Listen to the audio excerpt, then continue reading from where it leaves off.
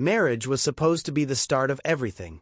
Of a life together, of a family, of a future we could build brick by brick. For the first year, the goal was clear: a child. It wasn't just a wish, it became a mission, something that quietly overtook every part of our lives. Ovulation calendars were pinned to the fridge. Intimacy turned into a chore marked on a mental schedule. Month after month, the same heartbreaking outcome loomed. Negative tests, forced smiles, and the unspoken disappointment sitting heavily between us. I noticed her retreating from me, but I didn't blame her. I told myself it was just the weight of everything we couldn't say out loud.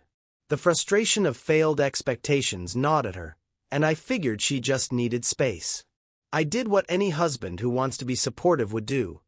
I listened, I reassured her, and I gave her the time she needed. Then came the changes, small at first.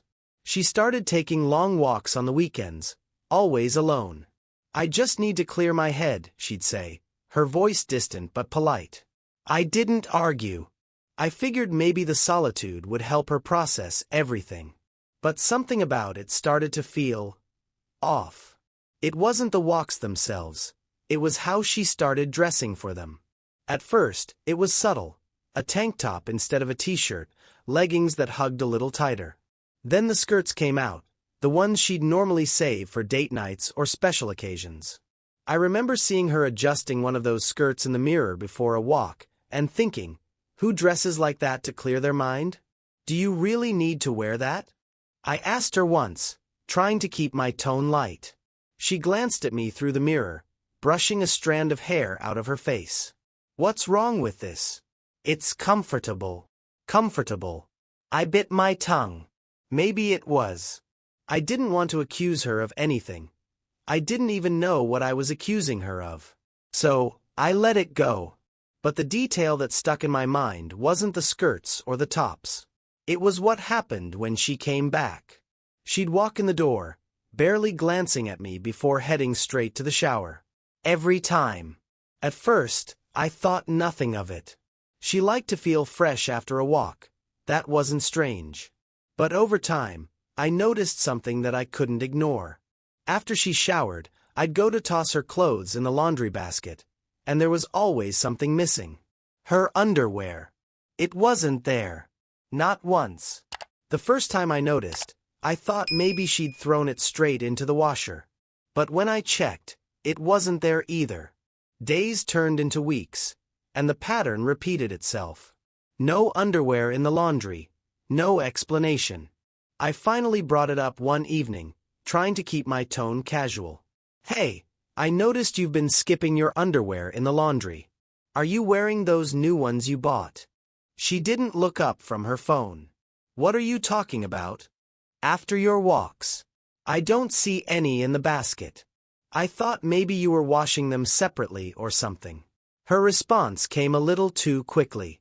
"I must have forgotten to throw them in. You know I'm always rushing after a shower." I nodded, pretending to buy it. But something about her tone, clipped, dismissive, made me uneasy. That night, as I lay in bed next to her, I replayed the day in my head. That tiny detail, the missing underwear, nagged at me like a loose thread. It didn't fit, and the more I pulled at it, the more tangled the knot became. The next weekend, I decided to test my theory. As she got ready for her walk, I stood in the doorway, leaning casually against the frame. "Mind if I join you today?" Her hand froze mid-reach for her shoes.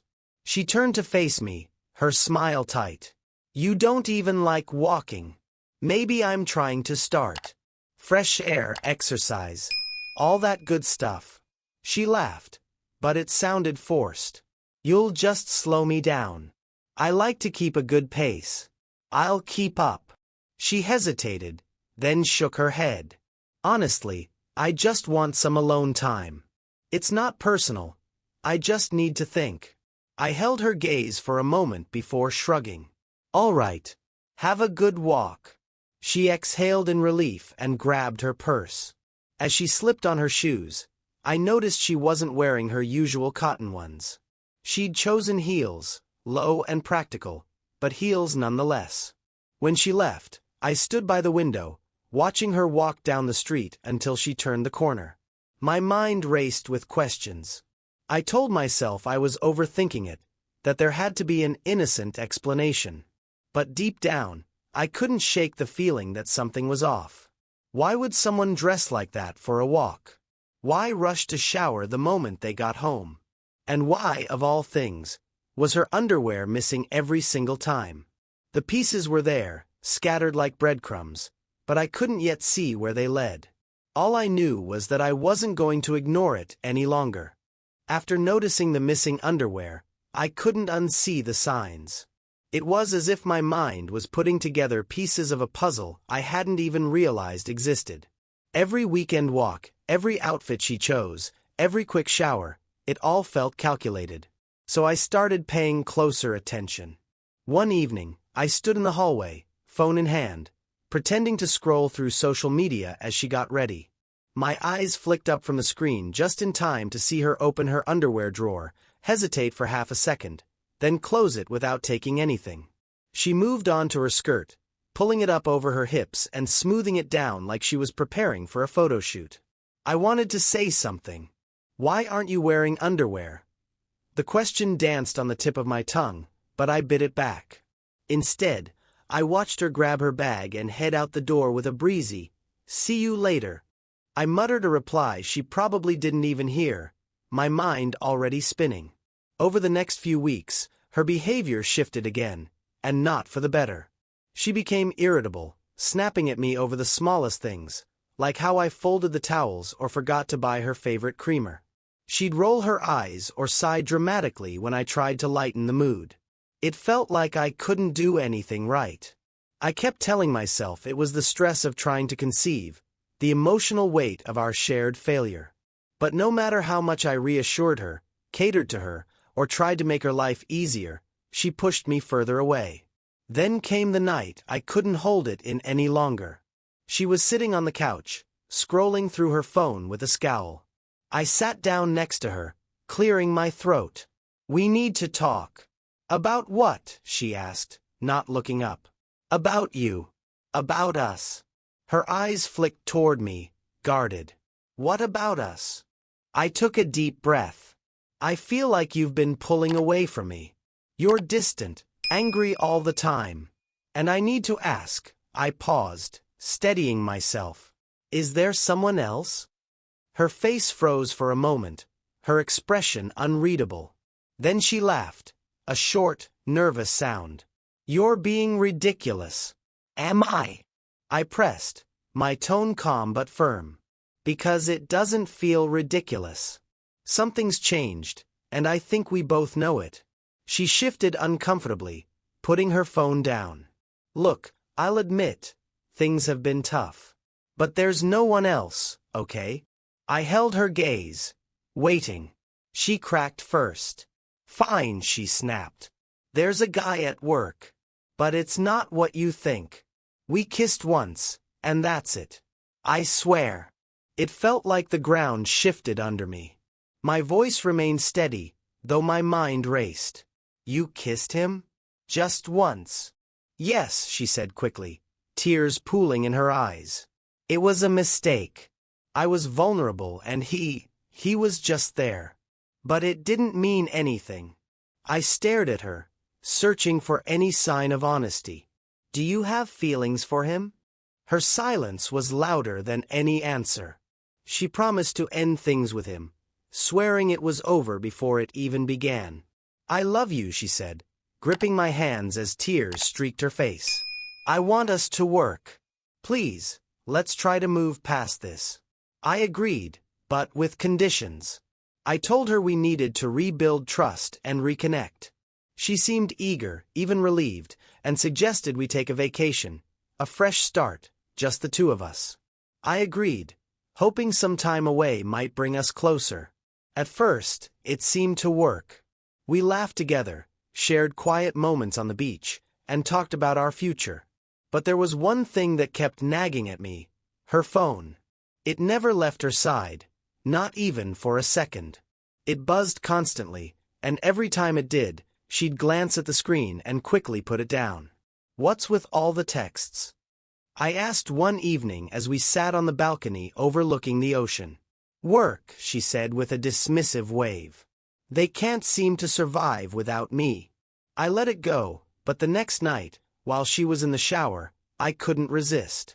Her phone was sitting on the nightstand, screen dark but buzzing every few minutes. I picked it up.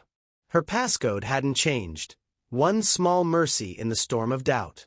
My hands were steady as I unlocked it, scrolling through her messages. The thread with him was pinned to the top. My stomach tightened as I opened it and began reading. She wasn't just talking to him. She was pouring her heart out.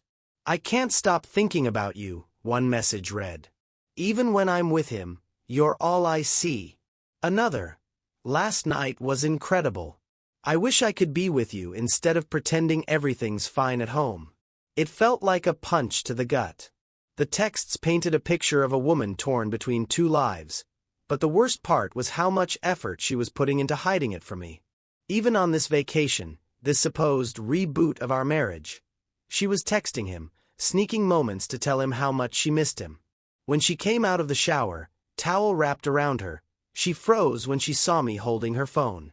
"What are you doing?" she asked, her voice sharp, defensive. I looked up at her, holding the phone in the air. "Work texts, huh?" Her face went pale.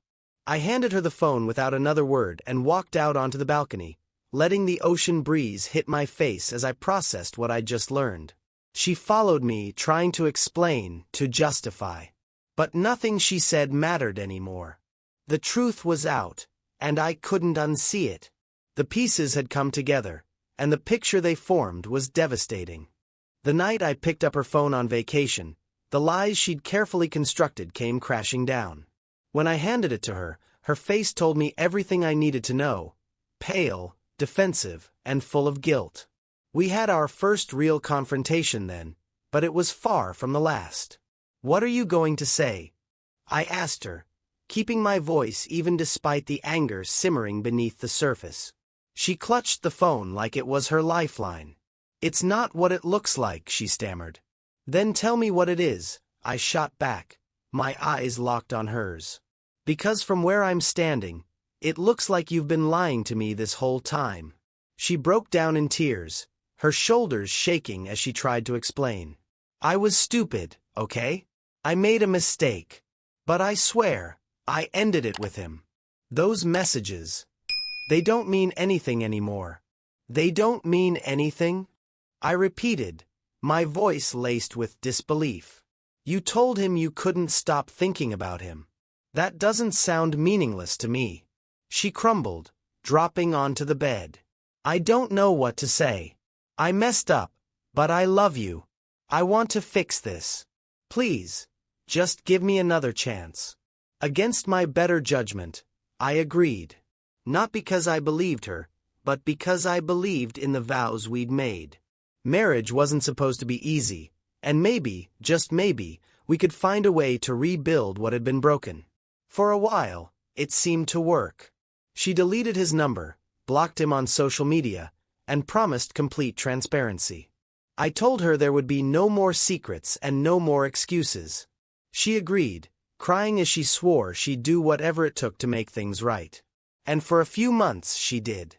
She was more present, more attentive, and even started planning date nights again. I let myself hope, cautiously optimistic that we might be turning a corner. But hope has a way of fading when it isn't rooted in truth. 6 months later, the cracks began to reappear. Her mood shifted, becoming eerily similar to how it had been before.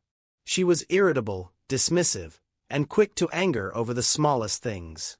One night, I came home from work to find her sitting on the couch, staring at her phone. She didn't even look up when I walked in. "Hey," I said, dropping my bag by the door. "Hey," she muttered, her tone flat. I watched her for a moment, the light from her screen reflecting in her eyes. "Rough day." "Yeah."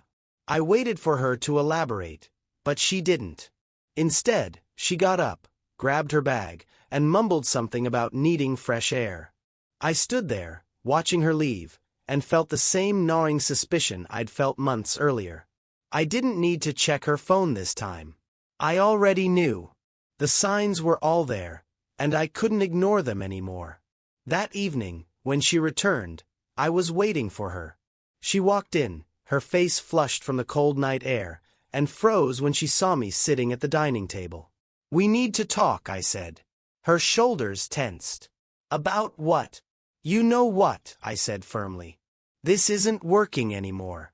We're done." Her eyes widened, and for a moment, she looked genuinely shocked. "What? What are you talking about?" "I'm talking about the fact that you're lying to me again. That you've gone back to him," I said, my voice calm but unyielding. She opened her mouth to deny it, but the words never came. Instead, she slumped into a chair, her head in her hands. "I tried," she whispered. "I really tried to give him up, but I couldn't." The room felt like it had gone silent, every sound muted except for the pounding of my thoughts. "How long?" I asked. She didn't look up. "Since a few weeks after I blocked him." My jaw tightened. "So the whole time I thought we were fixing things, you were still sneaking around?" Tears streaked her face, but I didn't feel an ounce of sympathy. "I wanted to stop," she said. "I thought I could, but every time I saw him, I just couldn't resist." I leaned back in my chair, my hands gripping the edge of the table. "Did you sleep with him?" Her silence was deafening. "Answer me," I demanded. "Yes," she said finally, her voice barely above a whisper. "How many times?" She hesitated. "I don't know. A few." "Where?" Her head shot up, her eyes wide with panic. "Does it matter?" "Where?" I repeated, my tone cold. "At work," she admitted. "And in the park." "The park." The place she used to go for her walks. "And the underwear?" I asked, though I already knew the answer. She nodded, her face crumpling in shame. "I didn't wear it because it made things easier." The air felt heavy, suffocating. All the nights I'd spent away for work, all the times I believed her excuses, it all came crashing down in a wave of anger and betrayal. I stood up, pushing the chair back with a screech. "You lied to me over and over again. You promised me you'd stop, and instead, you made it easier for yourself to cheat." "I'm sorry," she sobbed, reaching out for me. "Please, I'll end it for real this time. I'll do anything." I stepped back, shaking my head. "It's too late for that. You didn't just betray me, you betrayed every chance I gave you to fix this." She begged, pleaded, but I couldn't hear her anymore. The person I thought I'd married was gone, replaced by someone I didn't recognize. That night, I packed a bag and left. I couldn't stay in a house that felt like a monument to her lies. As I drove away, I realized the betrayal wasn't just about what she'd done. It was about how she'd chosen him, again and again, over the life we'd built together. I didn't know what came next, but one thing was clear.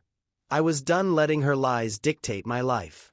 When she finally confessed the full extent of her betrayal, something inside me shifted. There was no yelling, no dramatic outburst, just a cold, calculated clarity that felt foreign but steady.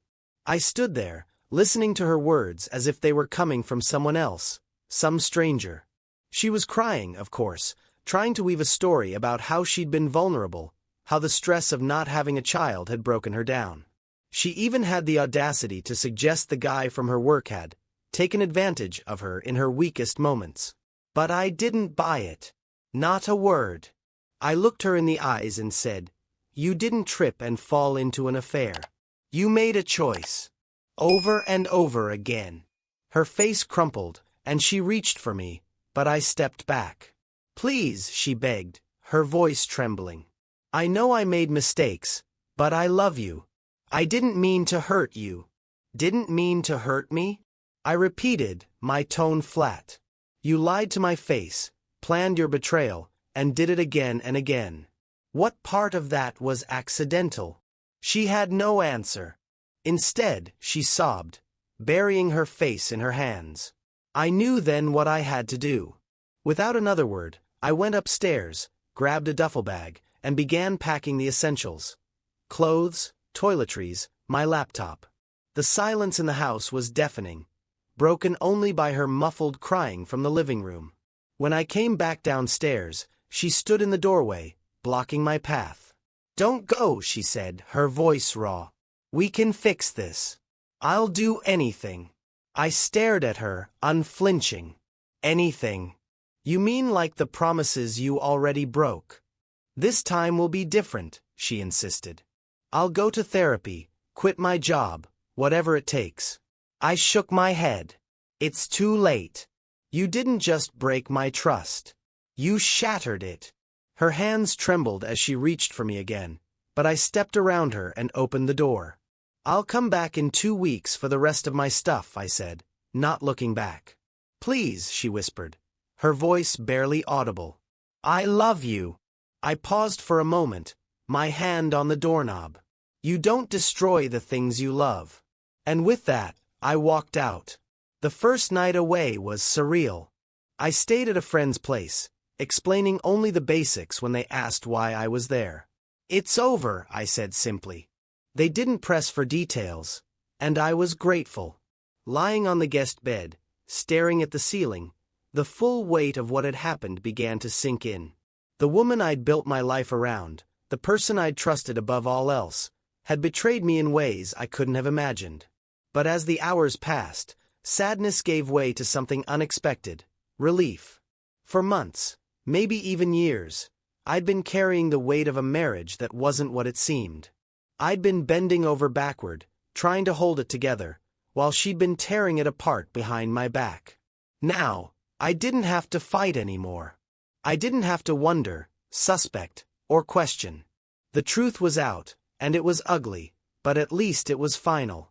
Over the next 2 weeks, there were moments when the sadness crept back in, uninvited and unrelenting. I'd think about our wedding day, her smile, the way we danced under the string lights as if nothing in the world could touch us. I'd think about the plans we'd made, the house, the kids, the life we were supposed to build together. But then, like clockwork, the memories of her betrayal would resurface. The texts, the lies, the deliberate choices she'd made to prioritize her affair over our marriage. Those memories were like a cold splash of water, jolting me back to reality. One evening, about a week after I'd left, she called me. I debated answering but decided I needed to hear her out, if only to solidify my decision. Her voice was shaky but controlled. "I just wanted to say I'm sorry," she began. "For what?" I asked, my tone calm but pointed. "For the affair. For lying. For begging me to stay while you were still seeing him? Be specific." She hesitated, and I could hear her swallowing back tears. "For everything. I was selfish and stupid, and I don't deserve your forgiveness. But I need you to know that I love you." I sighed, leaning back against the wall. "Love isn't words. It's actions. And your actions said the opposite of love." There was silence on the line before she whispered, "Is there any chance for us?" "No," I said firmly. "There isn't." When I hung up, I felt a strange sense of closure. Her words didn't move me, they only reinforced what I already knew. This wasn't my failure. This wasn't something I could fix, no matter how hard I tried. In the quiet of my temporary apartment, I let myself sit with the pain. I let myself feel it, not to wallow but to process. Hurt, yes, but it was also freeing. The weight of her lies was no longer mine to carry. By the time the 2 weeks were up, I was ready. I went back to the house with boxes, loaded up my belongings, and didn't look back. She tried one last time to stop me, standing in the driveway with tears streaming down her face. But I didn't flinch. Driving away with the last of my things, I felt lighter than I had in years. The sadness was still there, but it was overshadowed by a sense of relief. A realization that I was free to rebuild my life on my own terms. Looking back, the pain of her betrayal was undeniable, but it also taught me something valuable. You can't make someone love you the way you deserve. You can't fix what someone else is determined to break. For anyone reading this who's faced betrayal, how did you find the strength to move on? What gave you the clarity to let go?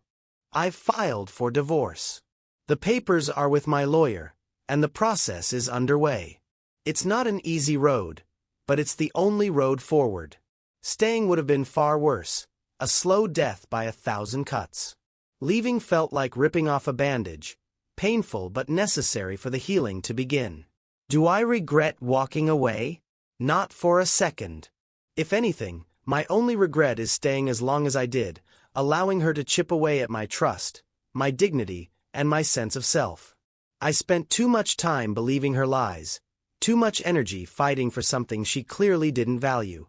She's been calling, texting, and even showing up at my temporary apartment, begging me to come back. I made a mistake, she says. I'll spend the rest of my life making it up to you. But there's nothing left to save.